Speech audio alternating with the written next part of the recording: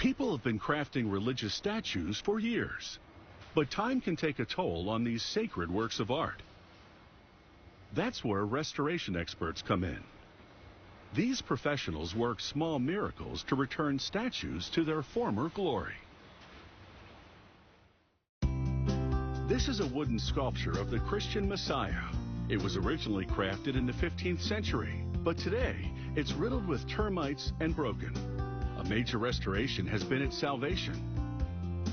Now, this historic work of art is once again on display in an Italian church. Like the Messiah statue, this 18th century Madonna is damaged. The plaster on her face is chipped. Her fingers are broken. And her robes are crumbling.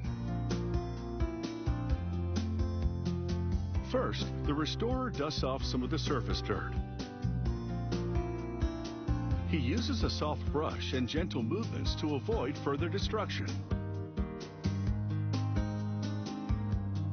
Then he prepares a cleaning solution. He mixes a low-acid, perfume-free soap with water.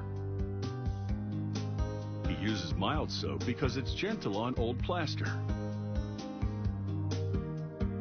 He heats up the mixture to melt the soap. Then he starts cleaning the statue. He applies the cleanser to the Madonna's face and body. He lets it soak into the plaster for 7 to 15 minutes. He makes sure the statue doesn't absorb too much water, because that would cause more deterioration. Next, the restorer wipes the statue down with a damp sea sponge. Centuries of dirt and grime come off.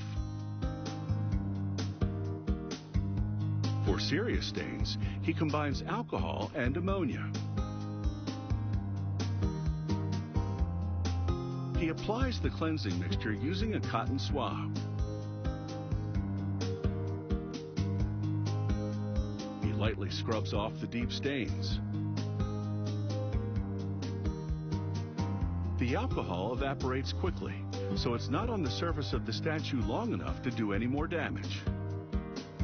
This Madonna statue is starting to look like her old self. The restorer uses rabbit glue for the next step. It's a strong and flexible adhesive that won't chip or crack. He dissolves some glue in distilled water. He applies it to the cloth exposed underneath the broken plaster. Then he mixes a special plaster called gesso with the rabbit glue. The mixture is 80% plaster and 20% glue. He dabs the plaster mixture onto the glued sections to fill in the gaps in the Madonna's robes.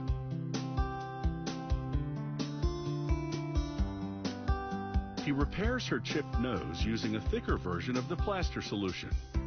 He applies it with a small spatula. After the first coat of plaster on the robes dries, the restorer adds another thicker coat. He adds more layers until he has enough material to work with. Then he sculpts the robe's contours using a surgical scalpel. He blends the repair into the original plaster and sands it until it looks seamless. He mixes water-based paint to match the original colors. Then he carefully covers the repaired sections, blending the old with the new.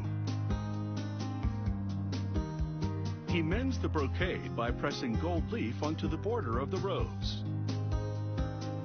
The gold leaf sticks to the glue applied earlier, matching the original pattern.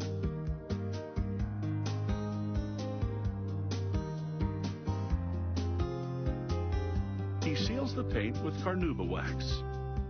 It gives the surface of the statue a hard and resilient finish.